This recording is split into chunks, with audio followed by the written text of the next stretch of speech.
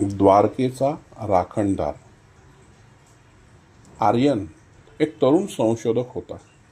इतिहासात त्याचं वेड होतं, पण कृष्णाची द्वारका म्हणजे त्याचं ध्येय. समुद्राखाली हरवलेल्या त्या नगरीनं त्याला कायमच प्रभावित केलं होतं. किती कथा, किती अंदाज, किती रहस्य.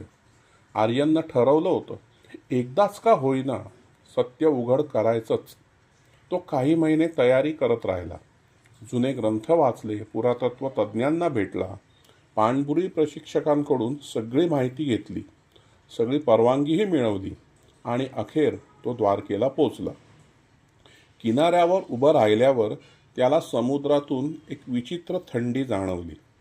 हवा शांत होती, पण वातावरणात काहीतरी दडलेलं वाटत होतं. जणू समुद्र त्याच्याकडे पाहत होता. पहिल्या दिवशी त्यानं निरीक्षण सुरू केलं. लाटा पाहिल्या, प्रवाह मोजले, वाऱ्यांचं ढंग तपासले. संध्याकाळी लॉजमध्ये परतला. थकला होता, पण मनात एक अजब बेचैनी होती. त्या रात्री त्याला एक स्वप्न पडलं. पूर्ण काळोख आणि अंधारातून एक शांत पण आदेश देणारा आवाज. द्वारका बुडण्याचं कारण शोधू नकोस, ती जी होती ती शोध. आर्यन एकदम दचकून जागा झाला. हृदय जोरात धडधडत होतं.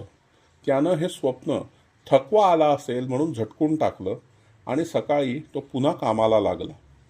दुसऱ्या दिवशी तो पाण्यात अधिक आतमध्ये गेला. कॅमेरे खाली सोडले.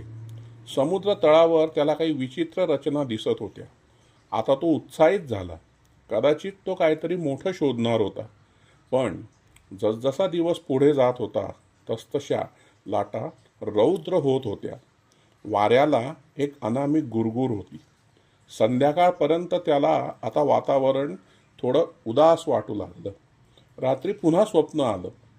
त्यावेळी आवाज अधिक गंभीर. पुढं जाऊ नकोस, हे तुझ्यासाठी नाही. आर्यन आणखी बेचैन झाला, पण त्याची जिद्द वाढली.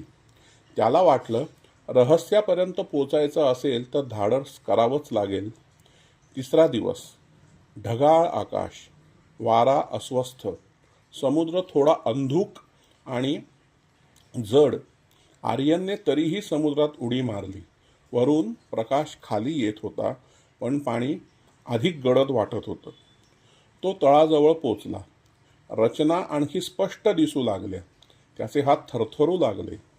त्याला वाटलं की कुणीतरी त्याच्याकडे बघतंय. समुद्र जिवंत असल्यासारखा वाटत होता. तेवढ्यात एक प्रचंड गडगडाट झाला. जणू समुद्र स्वतः हलला. संपूर्ण पाणी वावटळीसारखं फिरू लागलं. लाटा त्याच्यावर आदळत होत्या. त्याचा श्वास अडकला. उपकरणे हलू लागली. आवाज फक्त एक, धडधडणारा, जीव घेणा. त्याला असं वाटलं की पाणी त्याला दाबतंय. समुद्र रागवला होता. त्याला घाबरवण्यासाठी नव्हे, तर इशारा देण्यासाठी. आणि त्या गोंधळामध्ये पुन्हा तोच आवाज आला. घाबरलास ना? आर्यन थरथरत म्हणाला. हो, खूप. त्या क्षणी सगळं शांत झालं. लाटा थांबल्या, पाणी स्थिर झालं. एक उबदार लहर त्याच्या शरीराला स्पर्श करून गेली. जणू कोणीतरी त्याला वर खेचत होतं. काही सेकंदात तो समुद्रावर तरंगत होता. जिवंत, सुरक्षित, तरीही गोंधळलेला. किनाऱ्यावर पोचल्यावर तो वाळूत बसून राहिला. त्याचा श्वास जोरात सुरू होता. तो घाबरला होता. डोळ्यात पाणी आलं होतं. भीती की आदर त्यालाही समजत नव्हतं. तो समुद्राकडे पाहत राहिला. लाटा शांत होत्या, पण त्यांच्या लहरीत एक स्पष्ट संदेश होता.